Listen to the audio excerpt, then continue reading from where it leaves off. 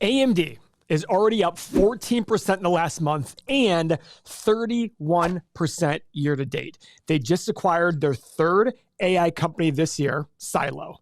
Silo is a leader in cloud and embedding in the AI sector. AMD is also working to compete with Nvidia, and some investors are obviously hoping that AMD will be the next Nvidia, hoping that the price skyrockets. So let's go check out and analyze AMD right now. Current stock price, and remember, stock price doesn't matter, $181 a share, all-time high back in March of $227. Guys, go look at this all-time chart of AMD. Look how low it got. I mean, we're talking about $1. We might have been even lower than $1 just how long ago? We're talking about back in 2015. This thing's up 150, 200 times just in the last 9 years. So has this company already had its Nvidia experience, or is it going to build on that? Because remember, Nvidia started its big surge at $300 billion in market cap, started its big surge at $30 billion, and AMD has $23 billion.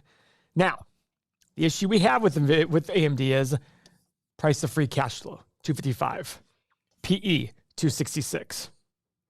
This should not be looked at if you believe AMD can absolutely skyrocket their profit like Nvidia did. Remember, Nvidia took their profit from a few $1 billion a year to tens of $1 billions a year in a very short period of time. But as we've said before, we believe that Nvidia's hold on the AI chip market is temporary because there are other chip companies out there.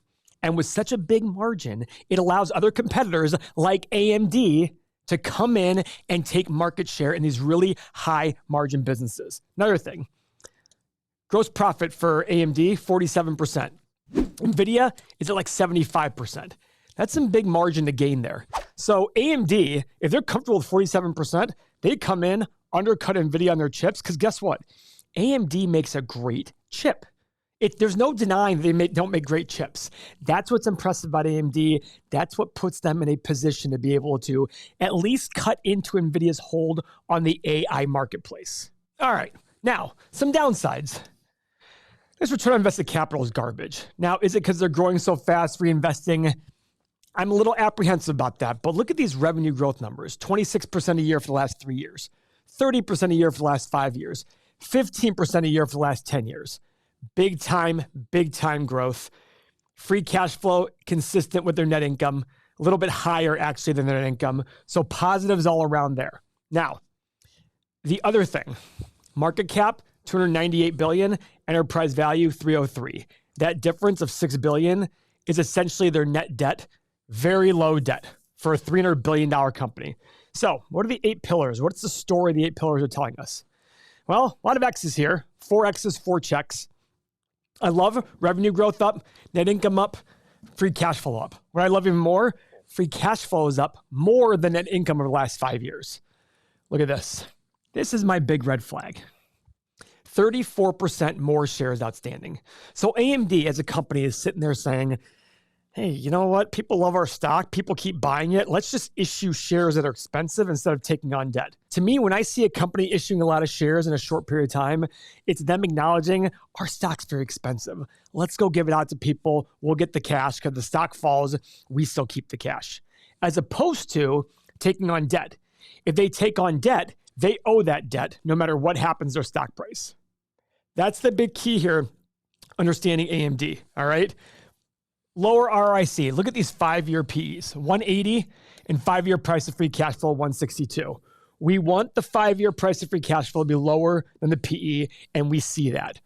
And is this a high number? Yes. But hypothetically, and this is not to say this about AMD, I want everybody to understand this process of thinking. If 2 companies are sitting there, and one's going to grow at 20% a year and one's going to grow at 5% a year, which one deserves the higher multiple? Of course, the one growing at 20% per year, all things equal. So the question you have to ask yourself is, can AMD grow enough to make this multiple cheap? That is the big key. Now, for a $300 billion company, that might be hard. So immediately I'm thinking to myself, okay, great story, but do the numbers match the story and the valuation? That is the question. So what are analysts? So I think from the perspective of what story the 8 pillars tell me, this is what I want to understand the most. Why are their shares outstanding so much? And why is this valuation so much? Is this justifiable? I really hate this shares outstanding a ton. Let's see what analysts are saying. Big time growth in earnings per share. $3.50 a year, per share here. Almost, actually more than tripling in the next 4 years. That's incredible. Big time growth according to analysts. And for revenue, 12, 28, 20, 18, 6% in the next 5 years. Big time growth available there. Okay, so a lot of great things going on for AMD. Everything is lining up. The last thing you do is marry the stock price with the fundamentals. That's what we're here to do. Now, back in the 90s, when I was a computer nerd, AMD had chips. The 2000s, AMD had great. All along the way, people said their chips are great. But look what happened to the stock price. Stock price surged historically in 2000 to a high of $44 a share. Did not beat that price again until December of 2019. 19 years after. 19 years later. And what happened to the fundamentals in that time? Income statement. Let's go back to 2000. They did $4.5 billion in revenue back then. And recently they did 22.8. So this is what happened.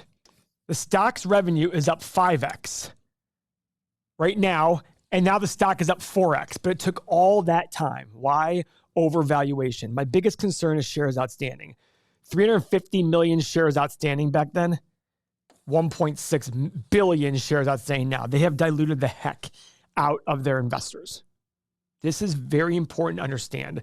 This is part of the things that people aren't telling you about stock valuation. Dilution can hurt you, and cannibalism, buying back your shares, can help you if done at the right price. Now, a lot of people would say, Paul, but if they're selling shares at a high valuation, isn't that good for investors? Isn't that value add? If buying back shares at a low price is value add, I can understand that. It's adding value. You're adding cash to but I still don't like the habit being formed there. Because at what point, it's like an addiction. When do you stop doing that? And these are very important conversations to have in our community about AMD, about any company you're buying. Understanding if this is going to get turned around here. Now, speaking of the software, I'm sure you guys have noticed if you click the link at one point in the past, we have a limited daily number of spots available for our Everything Money community and software. And the reason we're doing that is because the software as it is today includes everything we have to offer for retirement, stocks, and real estate. All of these tools here are included. But behind the scenes right now, we're working on making some changes so that in the near future, that offer is going to go away. We've been reaching out to our users in our community, and we've been getting feedback from them. And the one thing we keep hearing back is they want focus. They want to focus on specific aspects of the Everything Money tools that apply to them at that moment. They don't necessarily need all the options when they're using the software. We don't want to be the Cheesecake Factory of software, and they don't want to have to pick from that Cheesecake Factory menu. So if you've been watching our community for a while, watching our videos for a while, you'll remember that at the very beginning, it was an Excel sheet that I built selfishly for myself and then built these tools behind me for myself so that my team and I could use it to make better life decisions for stocks, real estate, retirement, everything. But as we've grown our channel from 500 users to 260,000 users, it's become less about me and more about how I can better serve you and the community members. The good news is these changes haven't been made. So if you join today, you'll be grandfathered in for life with all of these tools that I mentioned up there. This is going to be the best offer we ever give. So do me a favor, click on the link below and join before we make those changes. It'll be the best decision you make this year. Now, we've obviously heard a lot of great things about AMD, but the next step is to sit there and make our assumptions on AMD to see if we can go further. I talk about this all the time. The stock analyzer tool is a great way because it doesn't include the balance sheet. But as we said before, I think AMD's balance sheet seems pretty good. But it's a good way to sit there and say, should I dig deeper? If the stock's at 188, let's say hypothetically you came up with a value of $1. Don't do any more work. Just stop right there. It's not worth your time. It's going to fall 99 point whatever percent, 5% to get to your price. But at the stock today, if all of a sudden we have the value of 160, 170, 180 or higher, spend your time because it's right there within grasp. But you want to be able to pull the trigger at the right time. So let's pull up AMD in our history. When was the last time I did AMD? February 27th of 2024. All right, I think I went aggressive here on my revenue assumptions. I did 8, 12, and 16% over the next 10 years. I'm assuming that there's going to be a lot more AI, a lot more chips, a lot more technology that needs faster processors. So I'm assuming a nice revenue growth there. Profit margin. Now, AMD's history is not great, but I think they're going to be much higher than what I did in the last 10 years. I did 8, 15, and 22, and same for free cash flow. Now, I will say this. If somebody came to me today and said, Paul, this will be 25%, I wouldn't blame them. I'd be like, yeah, maybe you're right. That's what's hard about companies that are growing fast and spending a lot and expensing a lot of growth. You don't really know what the actual stable, ongoing profit would be. We're just making assumptions here because the future is unknown. So make your assumptions with the software. Now, PE and price of free cash flow. Guys, the market average is 15. Does AMD deserve a premium? Maybe. Their ROIC doesn't tell me that, but they have a lot of growth potential. They're in a very open field for a lot of opportunity to take over some very, very valuable space. But I still put in 18, 21, and 24. And like usual, as of late, I've been putting in 9% desired return to try to come up with my market intrinsic value. The market's going to do 9 or 10%. I put in 9%. But remember, this doesn't have any margin of safety. You need to put margin of safety in here. What that number is depends on your situation. All of these things I'm giving to you based on my assessment of the situation. You're going to have a different assessment, and that's great.